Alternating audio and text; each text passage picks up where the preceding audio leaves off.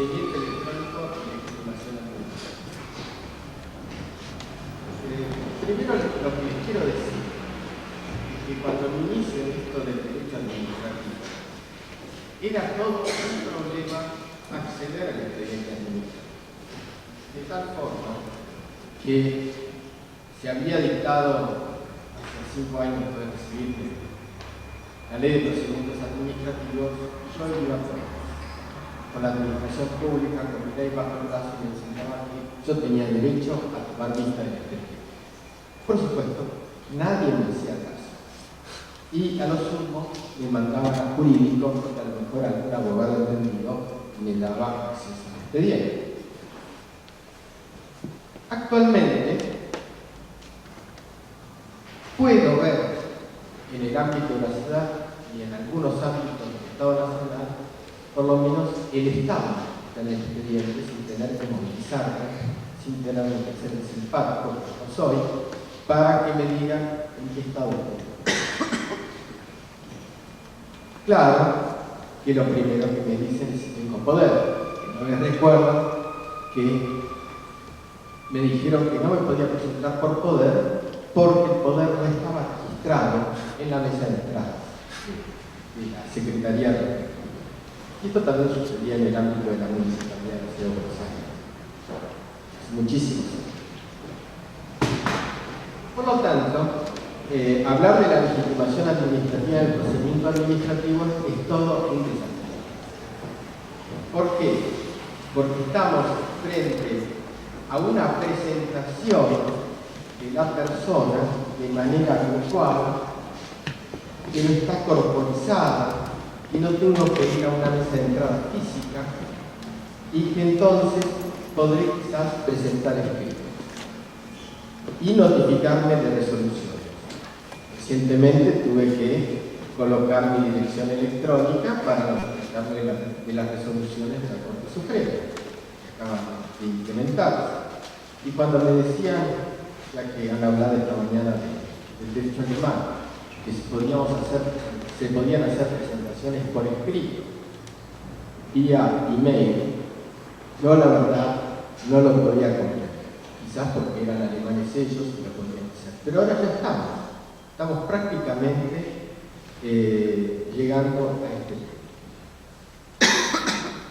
Acá lo que se ha dicho es que el procedimiento electrónico parecería que tiene que tener nuevas reglas o diferentes reglas al procedimiento administrativo común. Y creo que no es así.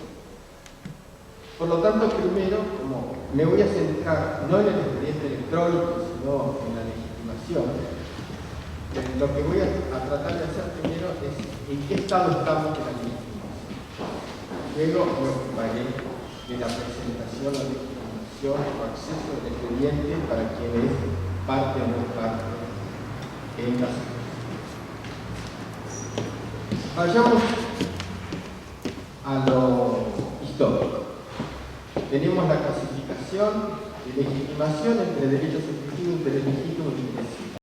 Es una clasificación de leyes que estaba dada para el derecho privado y no para el derecho público.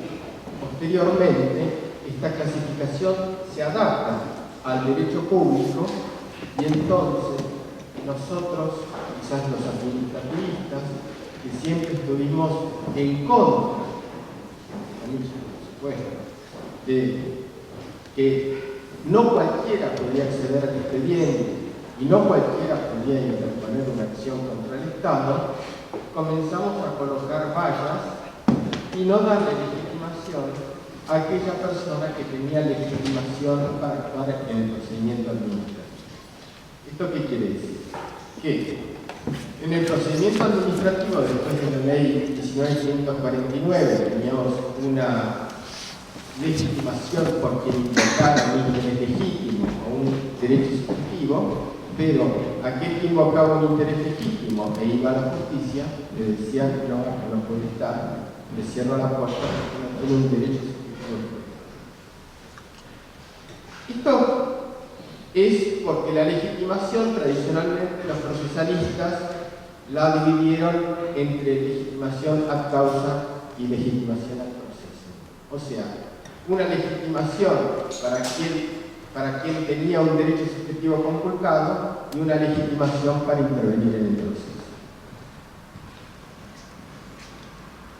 Y lo entendimos mal, porque si nosotros vamos al Código Procesal Civil y Comercial, típico de derecho común, nos encontramos con que el tercero, muchas veces, aquel por ejemplo que invoca un interés simple, prácticamente lo que está atendiendo es un interés legítimo y sin embargo, durante mucho tiempo no se le permitió obtener una pretensión a su favor.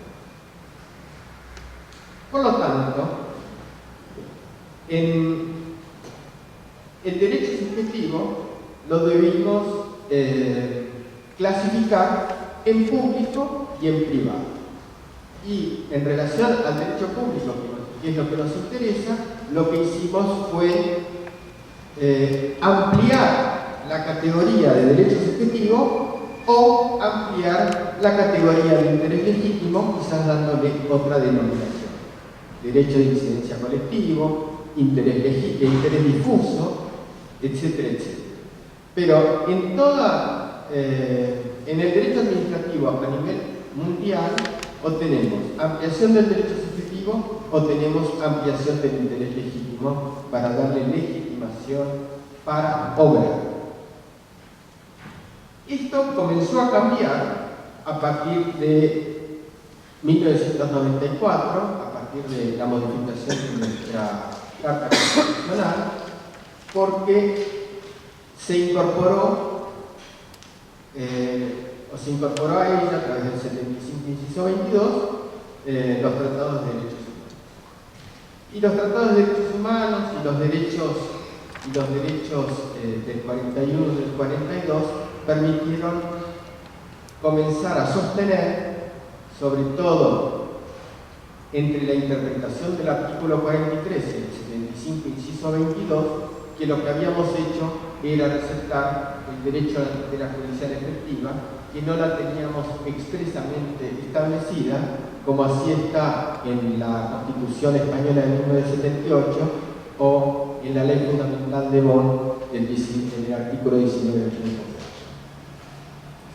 Entonces, finalmente, luego de hacer una gran recorrida sintética, por supuesto, por razones de tiempo, llegamos al precedente alarma del 24 de febrero del 2009. En este precedente, en realidad la Corte no tendría que haber dicho absolutamente nada porque venía ya con sentencia favorable de Cámara y lo único que había apelado el Estado Nacional era respecto del efecto de haber grabado esta sentencia.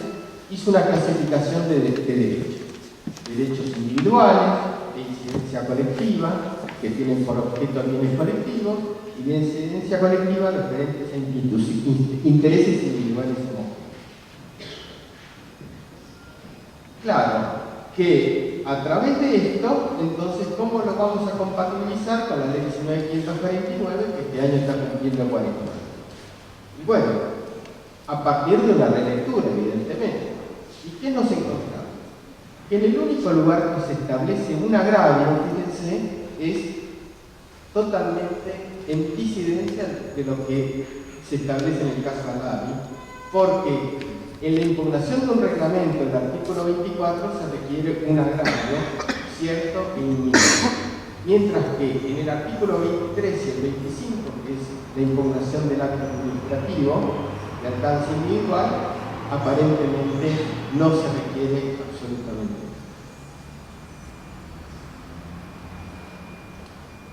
Por lo tanto, todo el problema de la legitimación es considerar el interés personal para obrar y hasta dónde llega el alcance del interés personal.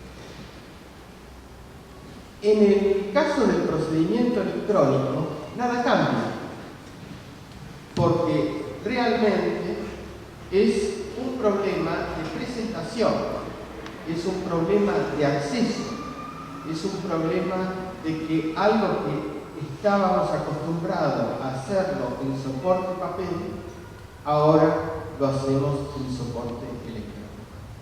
Bueno, algo hemos avanzado. ¿Se acuerdan la piedra de Rosetta, que estaba en piedra?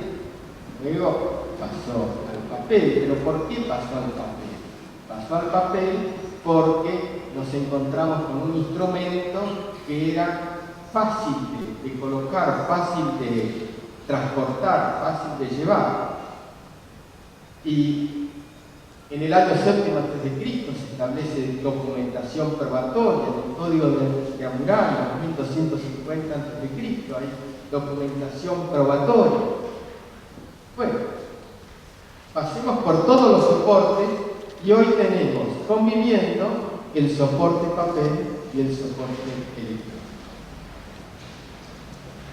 Por lo tanto, yo sigo la tesitura de Schmidt-Assmann, que dice que hay que integrar ambos procedimientos, hay que tomarlos como complementarios, no hay que colocarlos en situaciones irritantes y hay que llevarlos adelante de esa manera. Es decir, invoco la integración de ambos procedimientos.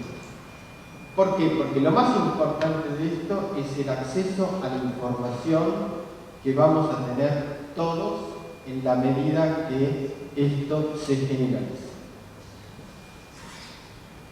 Y antes de seguir adelante, lo que les tengo es que decir que el derecho a la información es un derecho que tenemos, que se encuentra en la Declaración Universal de Derechos Humanos de 1948, en el artículo 19 del Pacto Internacional de Derechos Civiles y Políticos, en el artículo 13 de la Convención Americana de Derechos Humanos, y que, está bien, están enmarcados dentro del marco de libertad de expresión, pero en todos estos artículos que yo les he hablado también está el derecho a recibir información.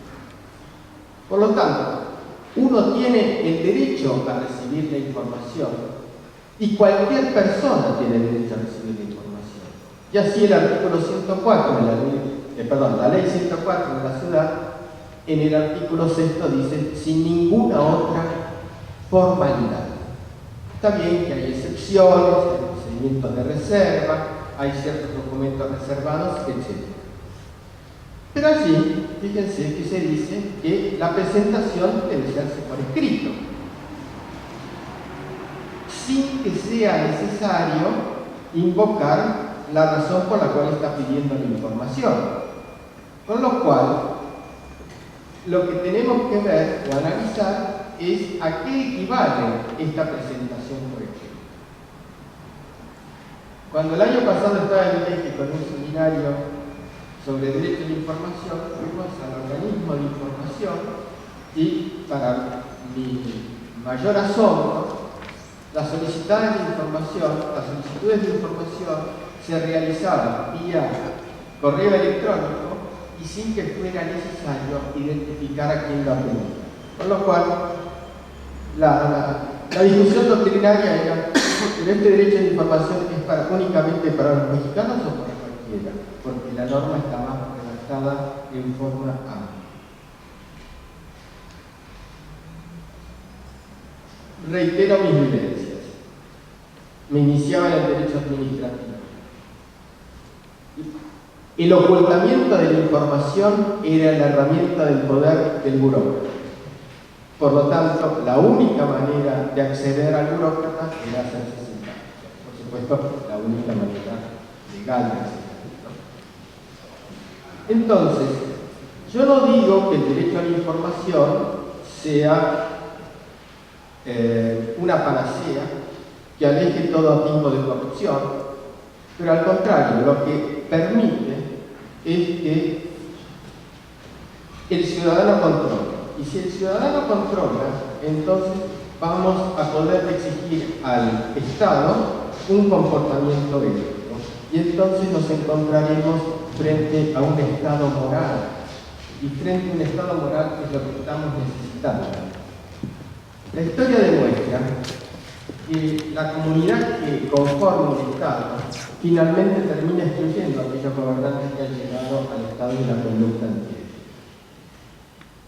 El procedimiento electrónico y la legitimación evidentemente cumple con los principios de celeridad, inmediatez y eficacia. Nosotros lo usamos todos los días sin darnos cuenta. Cuando hacemos una transacción bancaria, cuando hacemos una declaración jurada, cuando le pagamos a la FIP todos los impuestos, todos los días, por supuesto, ¿no? ¿Y qué generamos? Generamos un usuario, generamos una clave. Y lo único que hacemos es transmitir un documento con un código binario. Yo, como a pesar de que hace muchísimos años, en 1981, compré la primera computadora para el estudio, siempre desconfío de estas nuevas cosas, soy viejo evidentemente, entonces siempre imprimo esto, como que esa impresión sirviera para algo, creo que no sirve para nada, pero la imprimo. Por lo tanto, sigo con el soporte papel, aunque sea para mi documentación personal. El artículo 288 del anteproyecto de reforma del Código Civil dice: la firma prueba la declaración de voluntad expresada en el texto al cual corresponde. Debe consistir en el nombre del firmante o en un signo. En los instrumentos generados por medios electrónicos, el requisito de la firma de una persona queda satisfecho si se utiliza un método que asegure razonablemente la autoría e inalterabilidad del instrumento. Y el artículo 1106 establece: siempre que en este código o en leyes especiales se exija que el contrato conste por escrito, este requisito se debe entender satisfecho si el contrato con el consumidor o usuario contiene un soporte electrónico u otra tecnología similar. Evidentemente, el puntapié inicial lo dio la ley 25.506 de firma digital, que estableció la firma digital como un procedimiento de autentificación y la firma electrónica, y también el documento digital. ¿Cómo lo compatibilizamos con la Ley de Procedimientos Administrativos Nacional y el Decreto 1510? Bueno, de dos maneras. El artículo 8 dice que el documento debe ser firmado y debe estar presentado por escrito. Las leyes de la ciudad, la ley de firma digital, y próximamente, porque no tengo dudas que va a ser aprobado en 2 minutos el Código Civil, vamos a tener que mirarlo de nuevo, está equiparando la firma digital con la firma manuscrita. ¿Por qué la firma es tan importante? Porque permite comparación, permite análisis, permite saber si es falso, si no es falso.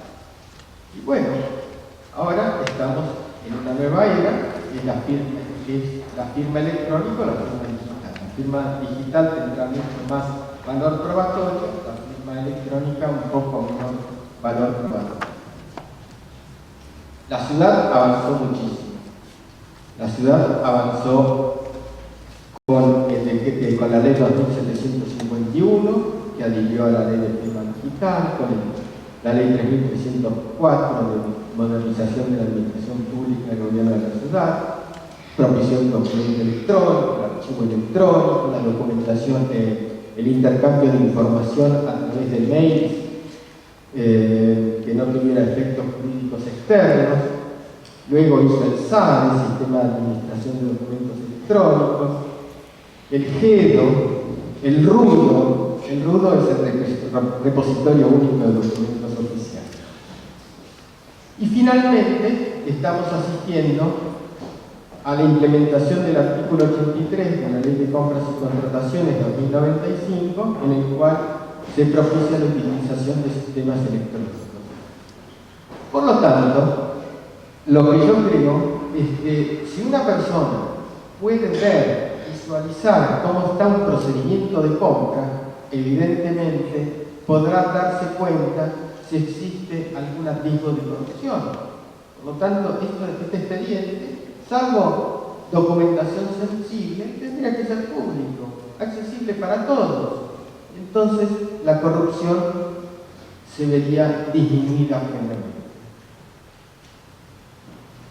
Por lo tanto, la legitimación para actuar en un procedimiento electrónico es similar que la legitimación para actuar en un procedimiento administrativo común. Tendremos que colocar el poder tiene que digitalizarse, Deberemos gestionar un usuario, una clave, y con la clave podremos hacer presentación. La firma se equipara, el documento se equipara, y lo único que varía es el soporte. De soporte papel a soporte electrónico. Si este soporte electrónico nos da seguridad, evidentemente haremos un bien al planeta y dejaremos de saltar. Muchas gracias.